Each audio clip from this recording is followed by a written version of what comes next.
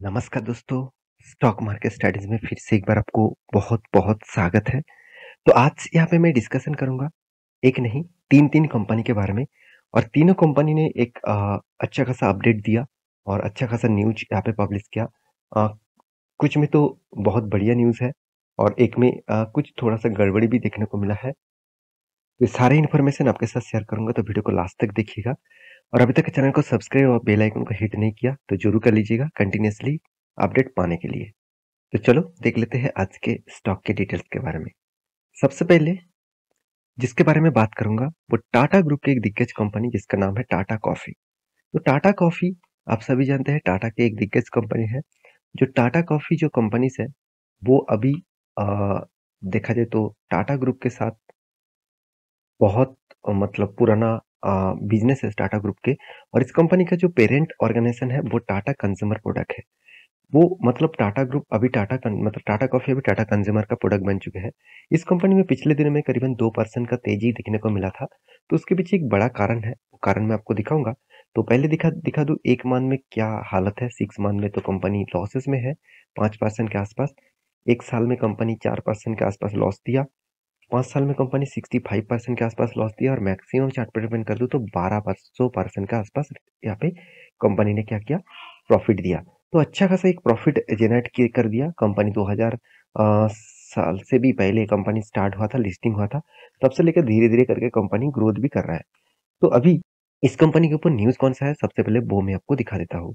तो न्यूज के बारे में बात करूं तो आप देखेंगे एक रिपोर्ट बीएससी और एनएससी के ऊपर देखने को मिलेगा। आप यहाँ पे ध्यान से देखेंगे तो बीएससी के ऊपर भी मतलब एक्सचेंज को भी भेजा गया और एनएससी को भी भेजा गया, नेशनल स्टॉक एक्सचेंज को भी रिपोर्ट को भेजा गया।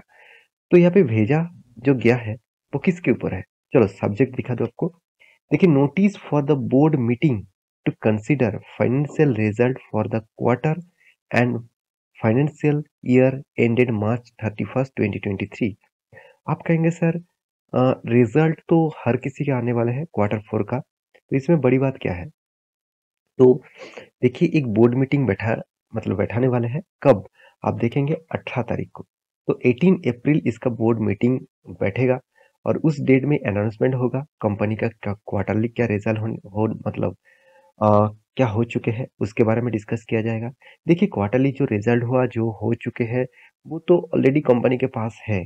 वो डेटा लीक नहीं हुआ, अगर लीक हो गया तो कोई भी उसको यूज करके पैसा कमा सकते हैं। अगर रिजल्ट खराब हुआ तो जिस दिन लिस्टिंग होगा उससे पहले दिन वो खरीदारी मतलब माल बेच के रहेंगे। अगर कंपनी में अच्छा रिजल्ट हुआ तो जिस दिन क्वार्टर 4 का रिजल्ट लिस्टिंग होगा उसके पहले दिन माल खरीदारी करके अच्छा खासा पैसा कमाएंगे। तो इसको इनसाइडर ट्रेडिंग कहा जाता है। तो इस तरीके से ना हो तो इसलिए एक बोर्ड मीटिंग बिठाए जाते हैं। तो बोर्ड मीटिंग में देखा जाए तो इस तरीके से काम देखने को मिलता है, जहाँ पे आप देखेंगे तो कंपनी का जो टो 18 तारीख को जो बोर्ड मीटिंग है वहाँ पे सबसे बड़ी बात क्या है, कंपनी क्वार्टर 4 का रिजल्ट भी अनाउंसमेंट करेगा और कंपनी और एक अनाउंसमेंट करेगा वो है डिविडेंड का। देखिए रिकमेंडेड डिविडेंड मतलब if any on the equity share of company for the financial year ended on March 31। इसका मतलब कंपनी डिविडेंड भी अनाउंसमेंट करने वाला है क्वार्टर 4 के रिजल्ट के साथ साथ। तो जितने सारे दोस्त डिविडेंड इस कंपनी के ऊपर निवेश करके रखे हैं उसके लिए अच्छा खासा डिविडेंड भी मिलेगा। तो मैं आपको बार बार बोलता हूँ डिविडेंड के लिए किसी भी कंपनी के ऊपर निवेश मत करिएगा। और ये कोई सोर्सेस के माध्यम से न्यूज नहीं है, खुद टाटा ग्रुप ने, टाटा कॉफी कंपनीज ने सेबी के सॉरी एनएससी और बीएससी दोनों एक्सचेंज को इस लेटर को भेजा है। तो इस न्यूज के चलते ही स्टॉक के ऊपर पिछले दिनों में थोड़ा सा पॉजिटिविटी आया था, क्योंकि देखिए जो पहले क्वार्टर के रिजल्ट आने से पहले ही डिविडेंड अनाउंसमेंट कर रहा है तो उसके एक चीज तो क्लियर है, कंपनी का रिजल्ट पॉजिटिव आ सकता है।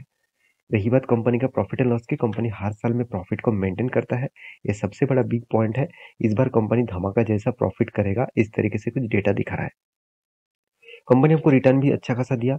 10 साल में कुछ खास परफॉर्मेंस नहीं है, मगर 5 साल और 3 साल में धमाका रिटर्न दिया। तो कंपनी का जो कैश फ्लो है उसके बारे में बात करें तो कंपनी जितना प्रॉफिट यहाँ पे दिखा रहा है उतने पैसे के आसपास ही कंपनी यहाँ पे अ, हाथ में कैश मतलब रीबैक कर रहा है, हाथ में कैश भी लेके आ रहा है। तो रेशियोज़ के बारे में बात करूँ तो कंपनी का रेशियोज़ डेटोज़ डे मुझे बेस्ट पॉइंट लगा, वो है 45 डेज़ के अंदर-अंदर। पहले तो 21 दिन, 27 दिन के आसपास हो गया था मतलब पैसा हाथ में आता था। अभी वो 45 डेज़ लग गया इस साल में। रही बात मतलब इन्वेंटरी डे के बारे में बात करूँ, तो पहले 178 डेज़ लग रहा था, इस बार 200 दिन लग गया कंपनी प्रोडक्शन करने में। तो ऑब्वियसली लगेगा टाटा कॉफ़ी है, कॉफ़ी प्रोसेसिंग से लेकर मैन्युफैक्चरिंग, प्रोसेसिंग सब कुछ लेकर टाइम जो लगता है, उसके लिए इसको टाइम ज़रूर लगेगा। तो इन्वेस्टर के बारे में बात करूँ तो प्रोमोटर के बाद एफआईएस के पास उतना ज़्यादा होल्डिंग नहीं है, फिर भी पहले भी जितना होल्डिंग करके रखे थे, उससे ज़्यादा होल्डिंग यहाँ पे बढ़ा चुके हैं। पब्लिक के पास भी होल्डिंग देखने को मिला है। तो ये था टाटा कॉफ़ी का अपडेट। तो आपको इस कंपनी के ऊपर निवेश आपने करके रखे हैं, तो मुझे ज़रूर कमेंट करना। सेकंड जो कंपनी है जिसके बारे में बात करूँगा, इसका नाम है जीएचसीएल। जीएचसीएल देखा जाए तो एक एक केमिकल सेक्टर से बिलोंग करने वाला कंपनीज़ है। इसके ऊपर मैं कुछ दिनों पहले भी एक वीडियो बना के दिया था और आज भी इसके ऊपर वीडियो बना रहा हूँ क्योंकि कंपनी के ऊपर देखिए, मार्केट जब से स्टार्ट हुआ था तब से लेकर तो ठीक-ठाक था। 3 बजे से पहले ही एक न्यूज़ आया, उसके बाद देखिए स्टॉक में बिग क्रैश हुआ, फिर से रिकवरी हुआ। मतलब वी शेप जैसा परफॉर्मेंस हो गया। क्यों हुआ? बे चलो वो मैं आपको दिखा देता हूँ। इसके पीछे कारण कौन-सा है? कंपनी ने अनाउंसमेंट किया, कंपनी खुद का जो मतलब बिज़नेस है उसको क्या करेगा? डीमर्जर करेगा। इसका मतलब आप देखेंगे इंडियाज़ जीएचसीएल लिमिटेड, यहाँ पे देखिए इसका जो कंपनी है वो फाइनल हो रहा है कि कंपनी डीमर्ज करने वाला है और वो भी खुद का। आप यहाँ पे देख सकते हैं स्पिनिंग बिजनेस। तो स्पिनिंग जो बिजनेस है उसको क्या करेंगे, कंपनी डीमर्ज करेंगे। तो ऑब्वियसली ये एक बहुत बड़ा अपडेट है जिसके चलते हुए स्टॉक के ऊपर एक तेजी देखने को मिला है। आप देखेंगे यहाँ पे as GHCL limited has completed the demerger of its spinning business. तो ऑब्वियसली 1 अप्रैल से उसका इम्पैक्ट देखने को मिलेगा। तो 1 अप्रैल में अनाउंसमेंट होने वाले थे, तो इसलिए अनाउंसमेंट हो चुके हैं। इसके लिए स्टॉक के ऊपर एक क्रैश देखने को मिला, फिर से रिकवरी हुआ। क्यों? क्योंकि देखिए डीमर्जर जब होता है तब बहुत सारे लोग मतलब बहुत सारे इन्वेस्टर नाराज़ भी हो जाते हैं क्योंकि कोई चाहते नहीं, मान के चलिए आपका 5 बिज़नेस एक साथ है, तो वो बिज़नेस से एक साथ किस मान के चलिए इसमें 2 बिज़नेस में रेवेन्यूज़ कम आ रहा है, ज़्यादा आ रहा है, तो उसका सब कुछ मिलाकर एक प्रॉफ़िट और लॉस देखने को मिलता है। अगर इस 5 में पाँचों कंपनी को अलग-अलग कर दिया गया, तो आपने जिस कंपनी के ऊपर शायद निवेश करके रखा, वो कंपनी प्रॉफ़िट ना दे पाए। मान के चलिए रिलायंस, रिलायंस का क्या सब कंपनी प्रॉफ़िट में है? ऐसे बिल्कुल भी तो नहीं है। तो मान के चलिए आपने आलोक इंडस्ट्रीज़ के ऊपर निवेश करके रखे हैं, तो मान के चलिए आपने रिलायंस जियो के ऊपर रखे हैं, रिलायंस रिटेल के ऊपर रखे हैं, रिलायंस फाइनेंस के ऊपर रखे हैं, तो क्या सब company same to same profit कमा रहा है? अभी तो आपने किसके ऊपर इन्वेस्ट किया? रिलायंस के ऊपर। तो रिलायंस के ऊपर निवेश किया, तो सारे कंपनी एक साथ है, तो सारे कंपनी का फ़ायदा आपको एक साथ मिलेगा। किसी ने लॉस कर रहा है, किसी ने प्रॉफ़िट कर रहा है, वो ठीक है। अगर आपने इंडिविजुअली किसी कंपनी को डीमर्जर कर दिया कंपनी और आप उस कंपनी के ऊपर निवेश करके रखे हैं, तो ऑब्वियसली आपको थोड़ा-सा दिक्कत आ सकते हैं।